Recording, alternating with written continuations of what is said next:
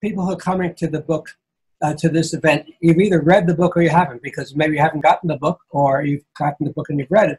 So I said, let's assume that half the people have read it and half haven't. Therefore, we need to give a little sense of what it's about, or even refresh the readers on it. But I thought, in reading it, I found the prose rather interesting, quite graphic and interesting and colorful. And I thought that just to give a feel of the way Louis writes, if you haven't actually read the book, I asked him to read some paragraphs, opening sections of, to give a sense of the flavor of it. So Louis, would you give us the background of what you're going to read, and then we'll start some reading of that.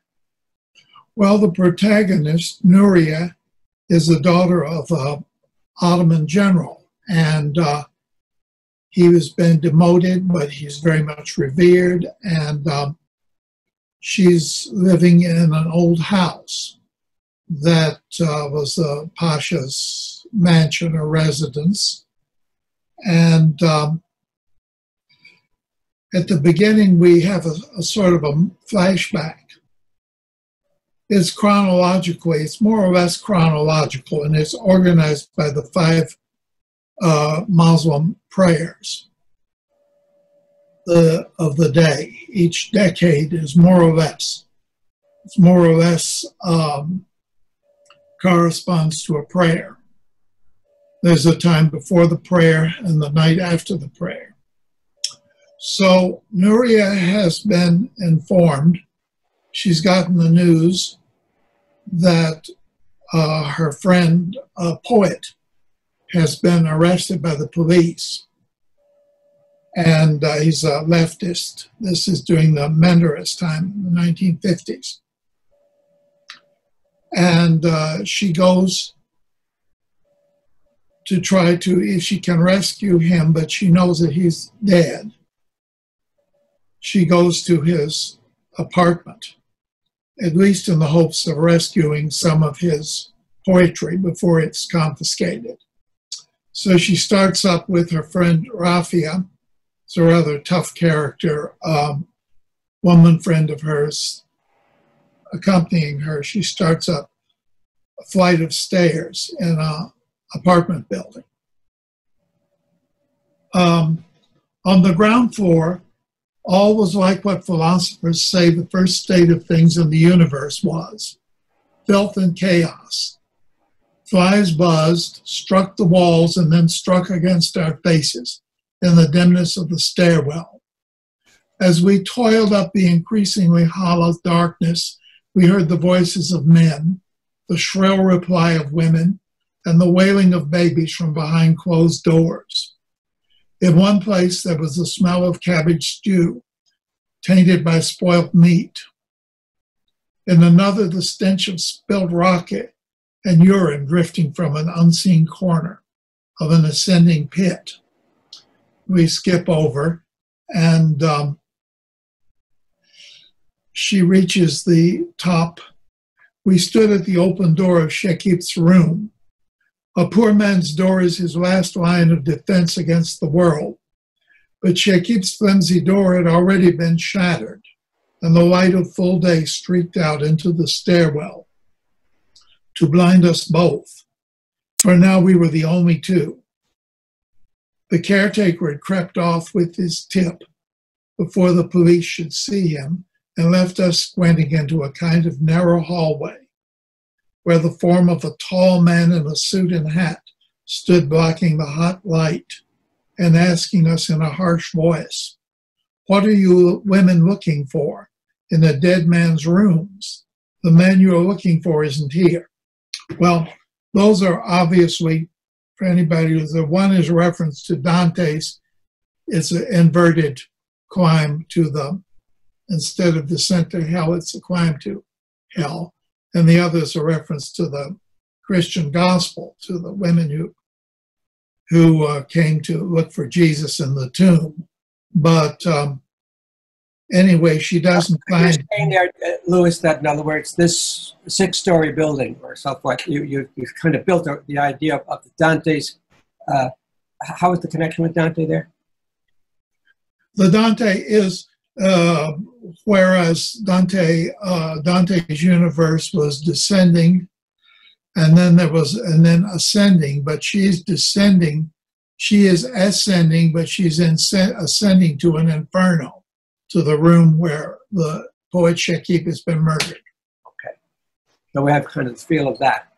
Now, I thought maybe just to give an overall sense of the full storyline, it's set in Turkey during the Ottoman Empire, and in terms of decade, the Republic, rather.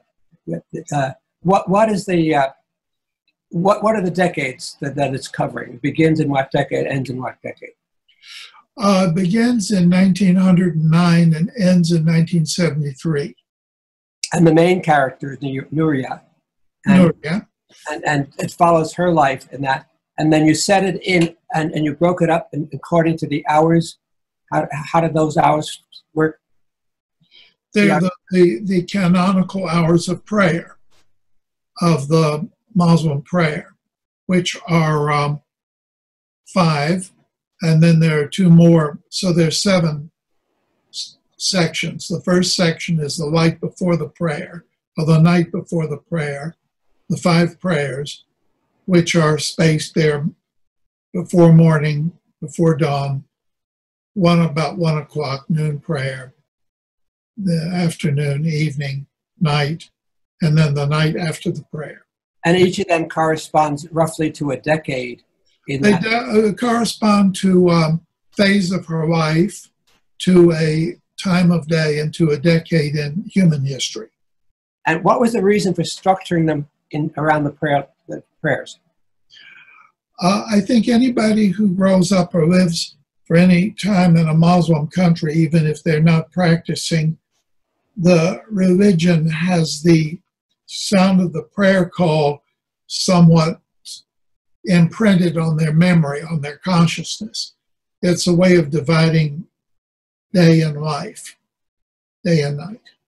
I found that myself when I went to Turkey and to other Muslim countries. Immediately you begin to hear the call to prayer, either by horns or bells or whatever they're using, but it's part of the day, almost like church bells would have been in some communities in the U.S., but this is more part of the entire culture there. So I know what you're talking about there. So that was the reason for structure. I also thought, could you give us a little background on the history of Turkey at this time? Who was running it, and what was, you corrected me on being federal and not Ottoman, so just fill us in what you're talking about in terms of that. The governmental history, and the issues, the left and right. Well, the first part of the book is at the end of the Ottoman Empire. It's in two phases, and it's at the end of the empire when there's a Balkan War, and then the First World War. Turkey is ally of Germany. They lose. And as I was going to the next reading, describes the morning in which Istanbul was occupied by the Allies, that is the British, the French, and the Italians. And then after that, of course, comes the War of Independence of Turkey, a war with Greece, which has occupied part of Turkey, and the establishment of a republic. So Turkey, let me interrupt you there. Turkey was not a republic until then. Was it a country as such by name, or was it simply the government was not a republic? Well, 2 things. Turkey was what people who didn't speak Turkish called this widely distributed, widely flung empire. The Turks called it the state, the Ottoman state, or the Osman, Devlet Osman. And then after the Ottoman Empire was broken up and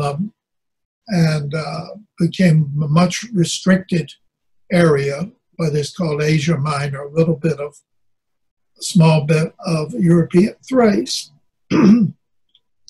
then the official name is Republic of Turkey.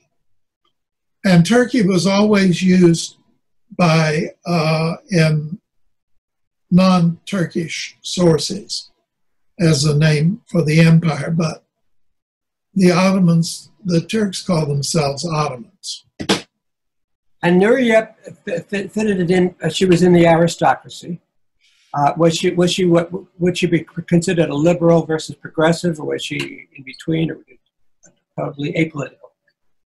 She was apolitical because she was raised. She didn't know who her mother was. Her mother was absent from the scene. She had an English governess for some years, and then she was raised by a Bambara slave woman, and she had a stepmother who was not very, didn't contribute very much to her upbringing. So she acquired a skepticism. She acquired some of her Islamic culture from her father, the European skepticism from her governess, and some other beliefs from her nanny. And then the structure of the story is she's actually putting this on tape as for her niece. Her niece is in Florida, is her great niece.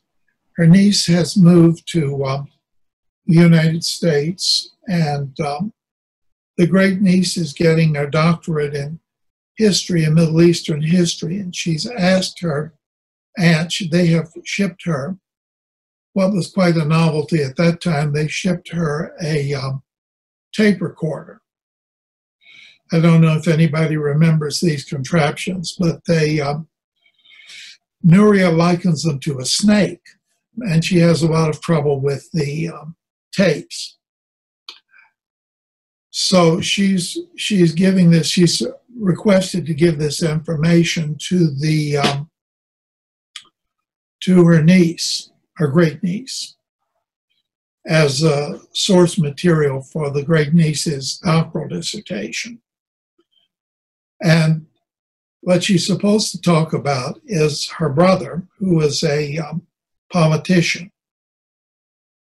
But she decides early on that she's going to talk about herself. And so she does. And it's interesting you told me that the story is somewhat based on real people. You fictionalized them. But tell us the concept of how you wound up in Turkey and the connection with these people, and how you actually kind of discovered the meat of the story which you used. Well, my grandmother, whom I lived with, had some very good Turkish friends, and we went to visit them in Turkey in 1960, which was actually the year of a major coup.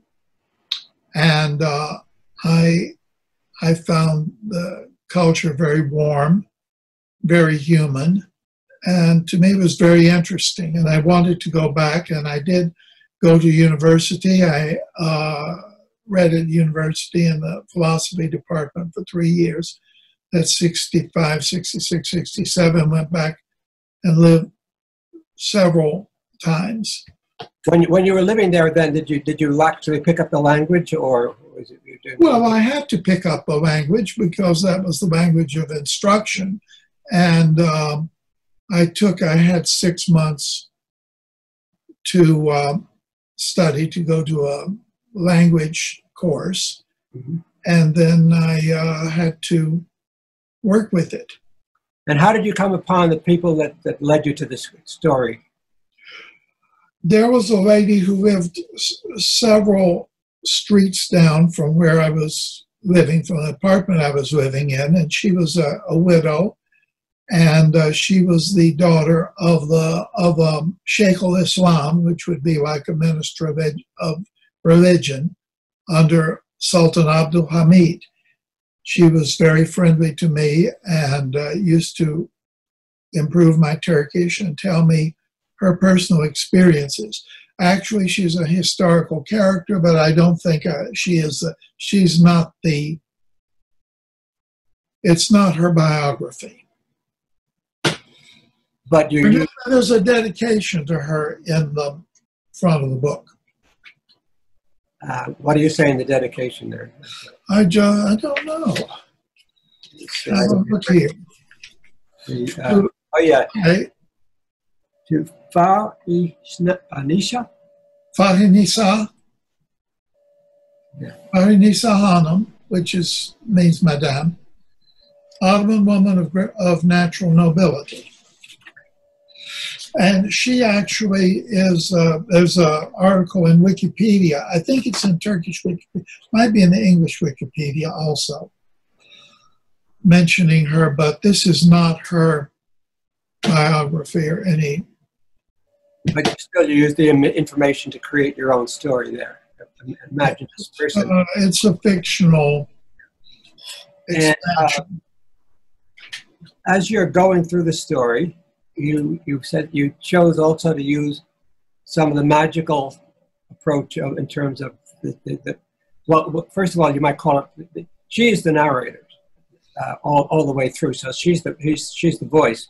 And the question is, how reliable is she? What is she imagining, what is not? So why don't you discuss that? Well, it's ambiguous as first-person narrative, and she describes a lot of supernatural events and visions and spooks and whatnot. So if you believe in possibility of supernatural, it could be. She may be spoofing her niece, as her father was when he told the first ghost story in the first chapter. Or she could be delusional. I mean, it's up to the reader to, or part of it could be delusional and part of it could be her own experience. Why don't you read the section where you talk on page 111 about the Allies bringing liberté? Because some of that issue shows up there, about the delusion.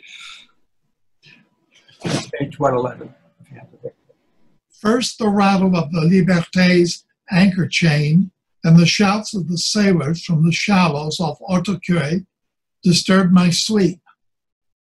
Then came the first call to prayer, and I twisted and curved my body in the bed, luxuriating in my unaccustomed morning sleep. My miss used to say the only improper remark she ever made in my hearing, "Nora, you take as long as an 18th century courtesan to get up and get dressed in the morning." It was years before I found out what she meant, but that has always been my way and my defect, skipping. Outside the house, the tides of war had carried the human debris of a quarter of the world to our cheerless city and streets, the markets, the quays, teemed with displaced people from every part of our collapsed empire, as well as the Russians fleeing their own revolution and civil war. Our government had signed an armistice with our victors, the British, the French, the Italians, on some Greek island, and so they occupied our city, though not with fire and sword customary in our part of the planet. The new empress, Sultan Vahid, sat a helpless ornament on the throne of Osman in Dolmabahce Palace, only a little way down the road, and the Allies studied how they might slice up what was left of our country to their advantage, the east to the Armenians, the Aegean coast to the Greeks, and the south, where Nezi, that was her husband, now was, to the French and the Italians. So she's lying in bed, and very shortly, the Royal Marines, a squad of Royal Marines, of British soldiers, come and kick in the door, looking for a subversive. Door of her house. The door of the Pasha's house, and come into her bedroom. It was an unimaginable affront in the Pasha's culture. And he comes down to interfere, and one of the detectives, who is one of the Armenian boys whom the Pasha actually has sent to school and raised, smacks him in the mouth. and this is all unimaginable effrontery. Plus, she is actually hiding a patriot or a nationalist under the bed. So there's quite a lot of... now, what is a nationalist? A nationalist would be somebody who was supporting a national government, a Turkish government, as opposed to imperial government, because the imperial government is under the thumb of the Allies. So at the end of the Second World War, the imperial government yielded and was under the thumb, and the nationalists... First war. Yeah. What did you say? The First World War. First World War, I meant to say. Sorry. Yeah. So she was open, more minded, more in line with the nationalists than with the government. Or was she still? Not at that point. She didn't have very much choice, because the servants let this man into the house, and then, in order to protect her father from being arrested, she let him hide under the bed. So tell us about her father and her husband. Well, the father was a very interesting character. He was a commoner, and he rose through the military to become a very respected general. And then he was demoted in the revolution, the first revolution of 1909, and sentenced to house arrest. But more people were coming in and out of the house during the house arrest period than before. But he was, he is sort of a revered and wise, but imperfect character. The husband was husband only in name. He was a marriage that was arranged by Nuriye's brother Nuriye. And he was spent most of his time, I won't go in, you have to read for them. You get the more scandalous parts, you have to read the book, but he was mostly absent and living in the south of Turkey in Adana, where he had estates. And so she had pretty much her own, she was pretty much her own mistress in the house and living on income from her father's estate. And she managed to live on that income for all of her life. Well, there were various ups and downs, but she lived on some of the Pasha's investments, and periodically her husband sent her some alimony or some kind of payment. He was a landowner in the south. Now, by the way, for the people attending here today, if you have a question, just feel free to maybe raise your hand so we can bring you in and just let us know. You're most welcome. See what is chat here. Yeah. Well, I mean, instead of simply the chat, if you raise your hand, then we'll ask Sasha to let you in to unmute you if you, and then we can hear you. But just come in at any time you like. And so how about that? So this section here on the that you read was the arrival of the boat, and then as we go forward, you had another section it shows there. Well, it also illustrated. By the way, did this in this section she didn't really have any illusory experience, did she? No, this was not one of her many delusory experiences. Were you thinking that the climbing of the stairs at the beginning could have been illusory in some respects? She did. The whole story could be, but I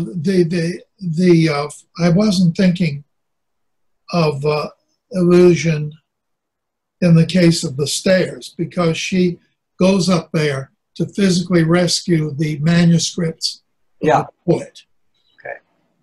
And she carries them away under her veil.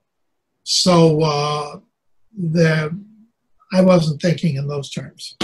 Now, was she a practicing Muslim? Well, she Probably not. As she gets older, she doesn't pray. That is, she doesn't do the formal prostrations of prayers. And then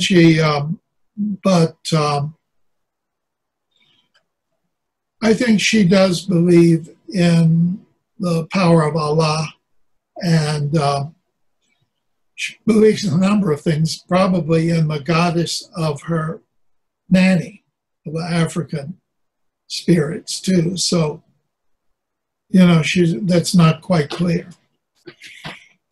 Let's go to page 214, where she sort of meets her grandfather. You're going to read from that, I think, right? So she's gone into a slum called Kumkapı, and in the slum she's had to go on a business trip. She's accompanied by her fearful, perhaps 6-7-year-old nephew, Selim. And as they're leaving the house, which is another fairly involved story, as they're leaving the house, night has fallen in this very ancient neighborhood, and she hears, she's seen this dervish, this, I don't know if you all know what a dervish is, but she thinks he may be the spirit of her grandfather. Well, what is a dervish? Don't you tell us? A dervish is a person of religion, but he doesn't necessarily have a congregation to take care of. And there were quite many. You could be a family man and also a dervish, or you could be a single person, or you could be a sort of a vagabond. They claim to have religious powers, and the dervishes are very much integral to the story. So when we had got what seemed no more than 200 meters from the house, I felt I should say, the sound. First there had been the silence, the after-supper sounds from the thin-walled houses, the shouts of children playing, the rattling of copper pans being washed, and the chatter of invisible women calling back and forth to their neighbors from behind the lattice windows were all abruptly stilled. Let me just stop you there for a second. What you just read there was a series of quite vivid descriptions, which is part of the thing that makes your writing interesting, that these are not abstractions. You're very touchable with the images. They were still, then there was nothing. Sound itself had died. The lights from behind the coarse cotton window curtains radiated distant as starlight from the Milky Way. The street was deserted. Even stray dogs and cats that infest our poorer neighborhoods seemed to have gotten out of the way.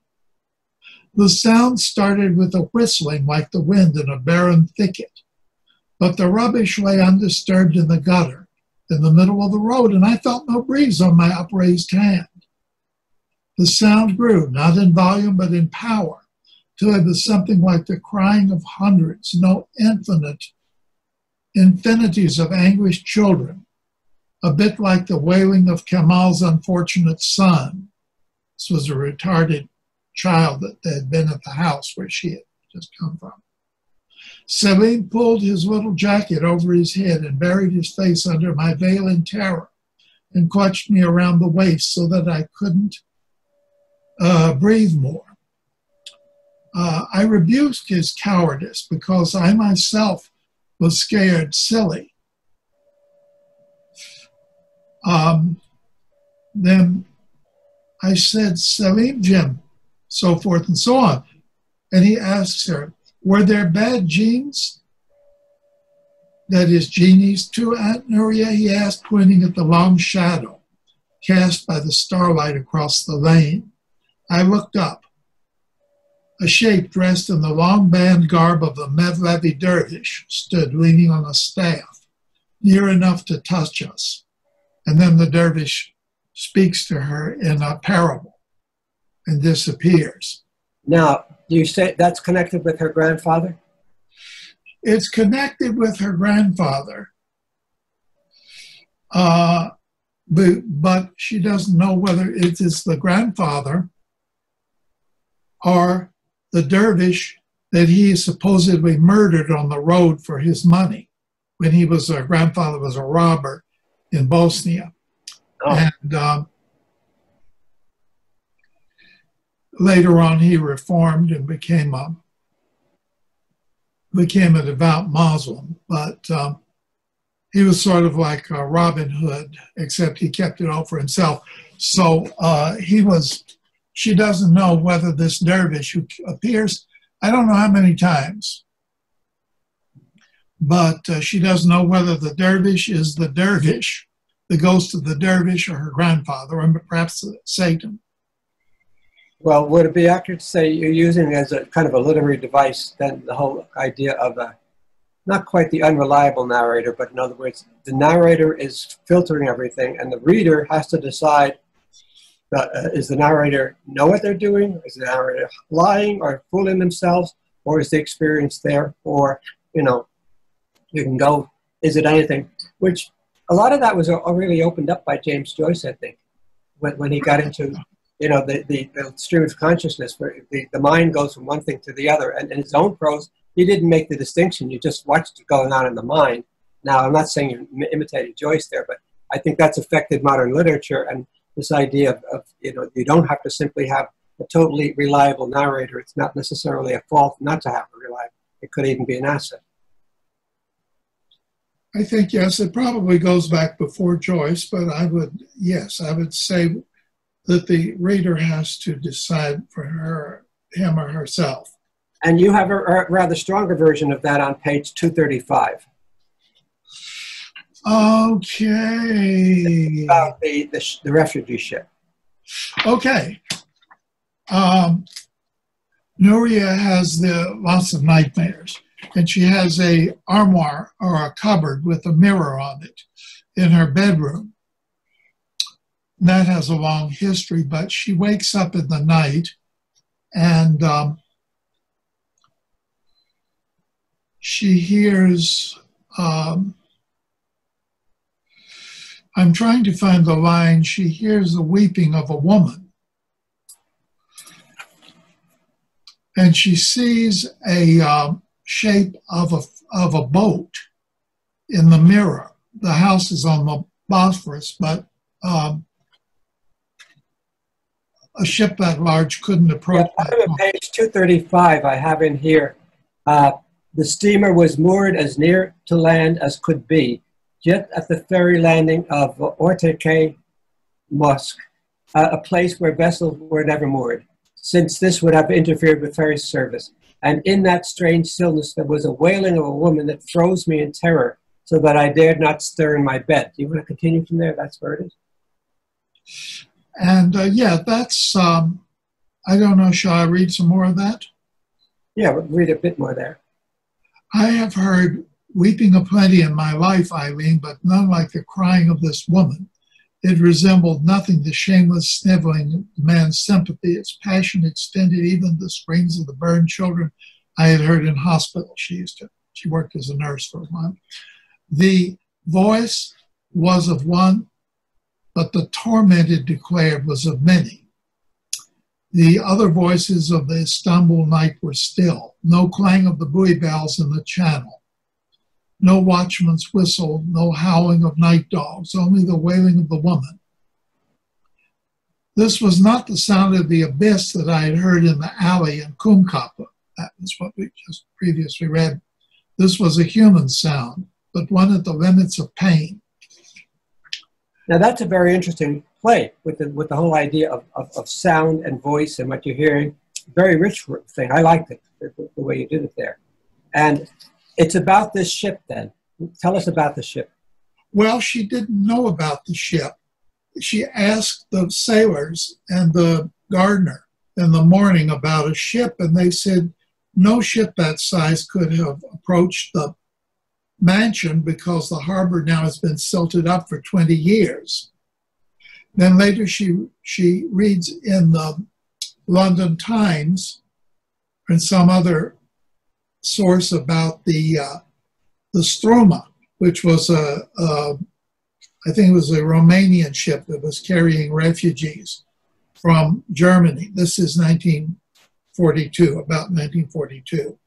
And it was torpedoed by unknown sources and sank at the mouth of the Bosporus. And I don't know how many hundred, I think 800 people were drowned, all but one. And she starts to get interested. This politicizes her, and she decides that she will do some work. Actually, she does it to the Soviets, but some work to undermine the Germans. And that's her brief experience as a spy. So then, as you take us from beginning to end of her life, what would you say, how would you assess her life and the whole thing? What were you trying to present there? Trying to present I really don't know if I had a didactic or a teaching purpose here, but maybe a skeptical or a humane view of the last century, and maybe a magical realism. I really don't know that I had a didactic purpose, but maybe one will come out. I'd be very happy if it was a positive one. Sometimes you know what you didn't know. You find out what you knew. Yeah. But it's also, it became a vehicle to give a sense of the history of Turkey over that period of time. Well, yes, but not exclusively of Turkey. More of the human condition, but seen from Turkey and from her house and from her room and from her personality. All right, we'll make that distinction then. You say, in other words, it's not so much a book about Turkey, it's a book that's set in Turkey, but it's using it for a wider... Yes, because unless something is surreal or a science fiction, I think it has to have some kind of plausible setting or surrounding. Did you do a lot of historical research in this? And well, where did you get, did you just pick it up by living there, or did you research a lot? I did my own research because I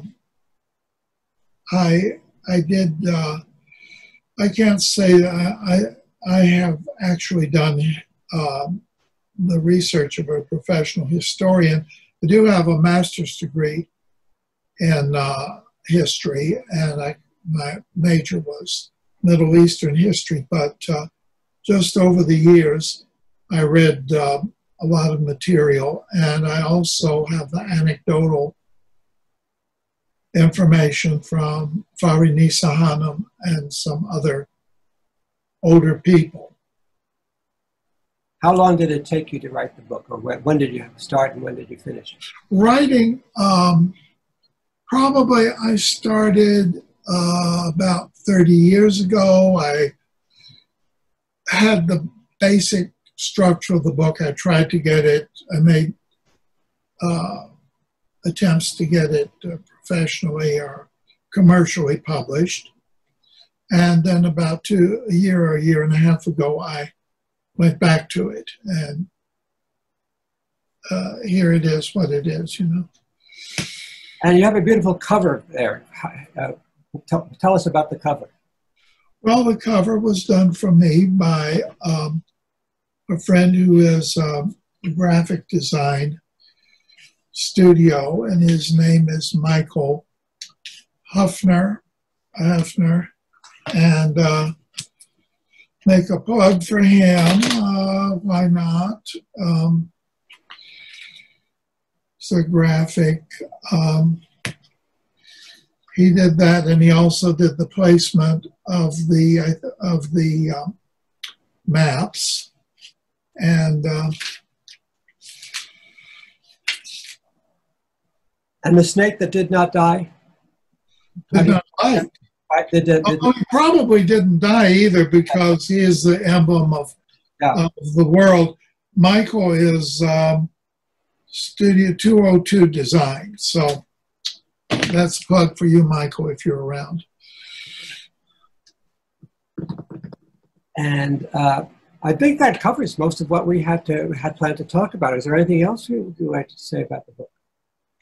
Well, I do want to insert one line that I forgot to insert, and that is an aphorism or a Saul aphorism.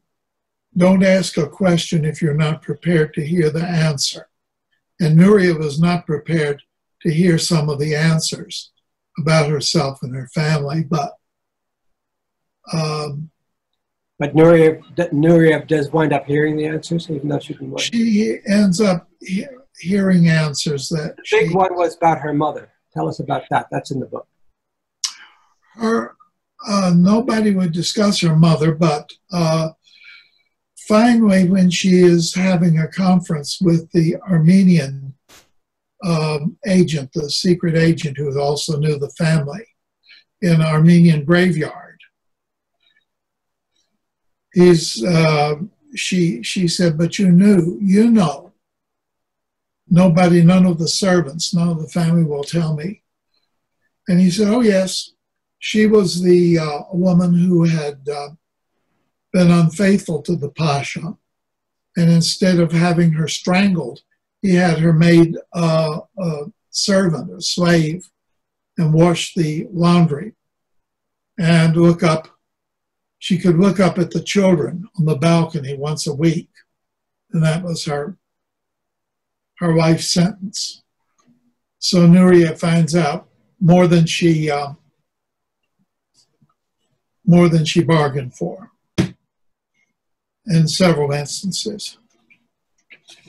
Was that your imagination, or was that part of a story that, you know, something, was that based in reality? The circumstances of washing the laundry was not based on a reality, but I think that there is a kind of a chemical fusion of experience and fiction. Okay. Well, I think we've covered everything. Then, does anybody here have a question? If besides that, well, I think thank you. Then it's been enjoyable, and I think, you know, you've got a great story there, and it's. Hi, Michael.